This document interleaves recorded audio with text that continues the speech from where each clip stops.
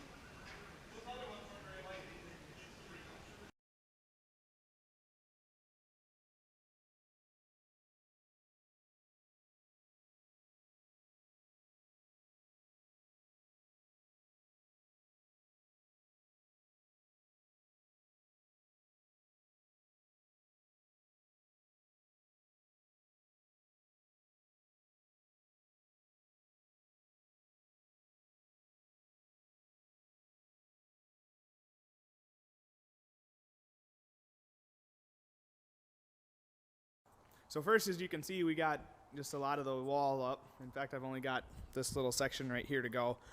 But I did a large majority of this by myself. I actually did all the framing myself. I just had to have Dad help me tip some of them up. But the 12-foot sections I tipped up on my own, which wasn't easy, but we got her done.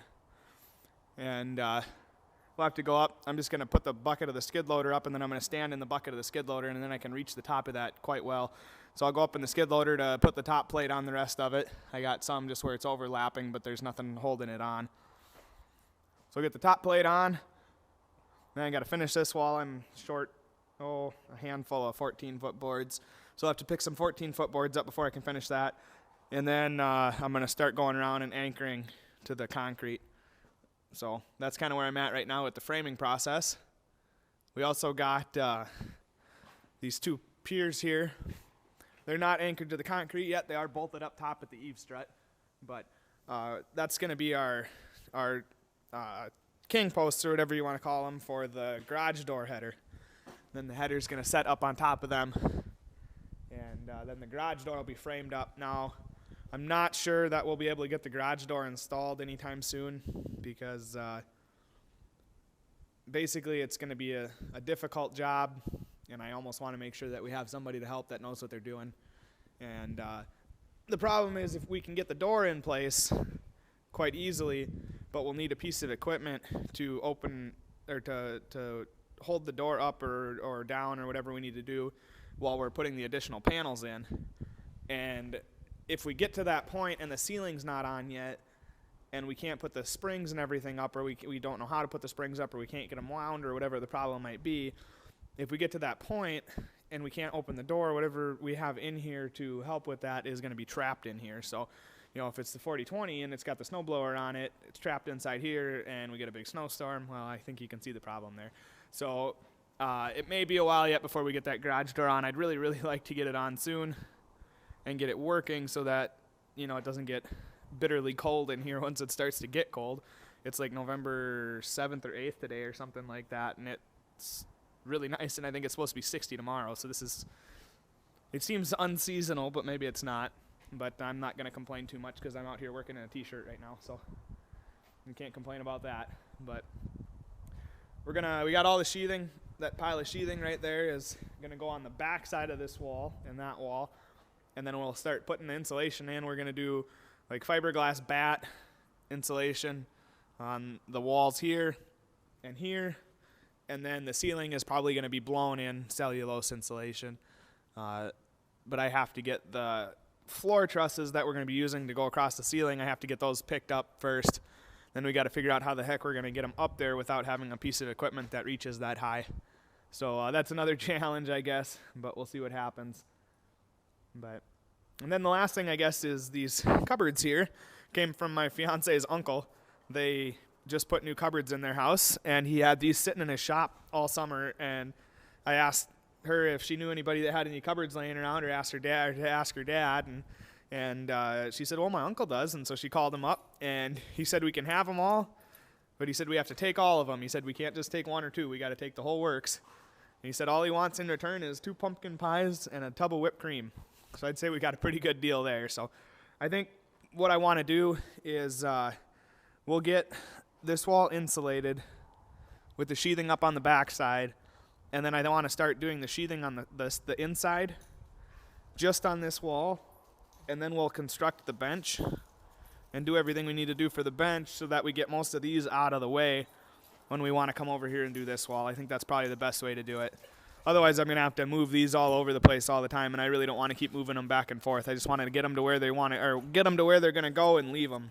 So we'll see how that goes, but that's the plan there, I guess. Obviously, you can see I got the cuts in the concrete. I did that before I started putting the frames up. It wasn't the world's most fun job, but we got her done, and they're sort of straight. But most of our equipment is old and broken all the time anyway, so I don't think the shop will ever be empty enough to actually be able to see the cracks in the concrete. So, but yeah, so I'm gonna keep working here. I'm gonna try and anchor down a bunch of these wall sections, I think, while it's still nice out, and then later tonight when it starts getting dark and stuff like that, then maybe I'll head into Sioux Falls to get some of that last lumber, so that tomorrow I can finish up this wall right here, or even late tonight, I guess. I worked till like 10:30 last night. I just turned the light on in here and put a coat on, and it actually wasn't too bad temp-wise. I got a nice pair of coveralls, and so I wasn't getting cold or nothing. But yeah, so we'll see how far we get tonight, and hopefully we can get some of the rest of it done, and maybe my dog will start being nice to the cats and quit annoying me when I'm trying to take videos. All right, guys. Well, first off, I want to apologize for the crappy lighting.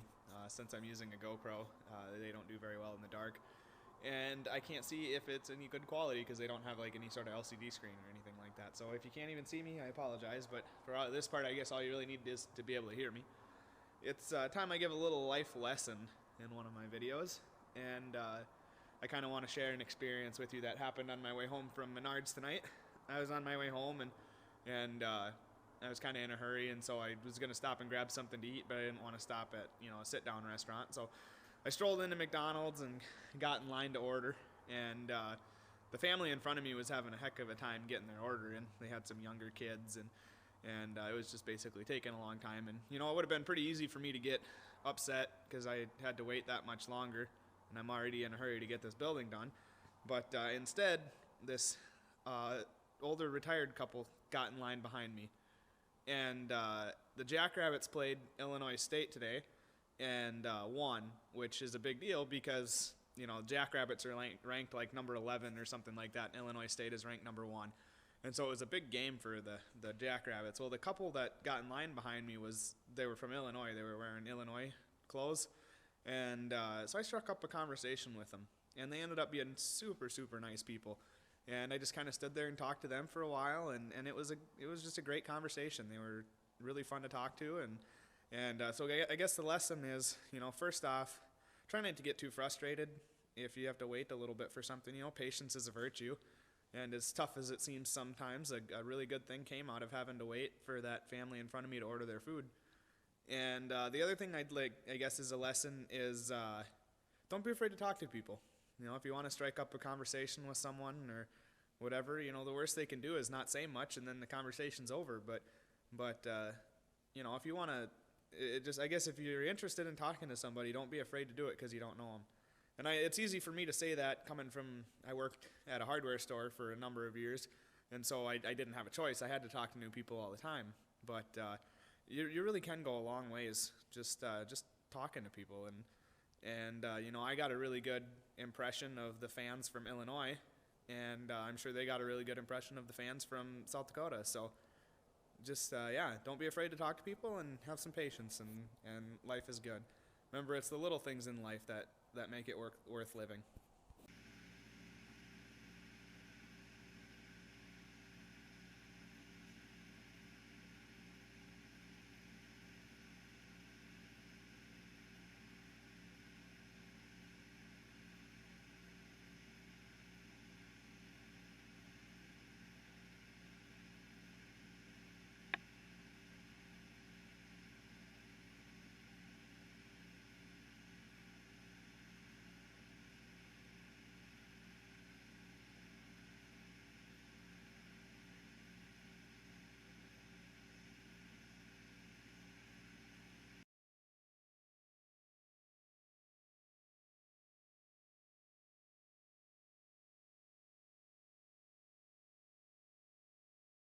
Well, YouTube, it's been a long day. I think about 16 hours. I started at 8 o'clock and it's about midnight now. And so I think I'm going to call it quits for today. And we'll see what happens tomorrow. I did find out that the air compressor won't run down here with the extension cords that we're running because it's too much of a voltage drop.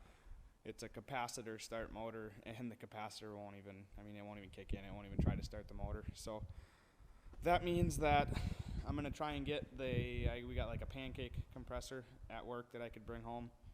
And that's a lot smaller. And if I can get that to work, then we'll be able to use a nail gun to put the sheathing up. Otherwise, we got to do it by hand, which is going to take way longer and be a lot more work. And so I'd love if I can get that nail gun to work. So we'll see what I can do there. And if we can get that to work, we'll be able to get the sheathing on pretty quick tomorrow. And then start putting insulation up. And I'd really love to get the sheathing in on this part on the inside where the bench is going to be. So we can start building the bench, because I want to get the bench built and get these cupboards out of the way. Sorry for just pointing the camera right at the light. But get the cupboards out of the way so that I can finish the rest of these walls without having to move the cupboards 100 times. So that's where we're at, but I'm going to call it a night. And make sure you like, subscribe, check back for more. And, like I said in the last video too, the likes are a huge deal. Make sure you like the videos. And also, I've had an increase in comments lately. And feel free to comment. Your thoughts, any questions. If I, did something that you would have done differently, tell me how you would have done it. I'm always open to hear other people's ideas, and I can learn something from them, and you can learn something from me. So if you have any questions or comments or anything like that, don't be afraid to share. I don't have enough of them coming in right now to where I can't answer everyone. So, if you make a comment, it's going to get answered.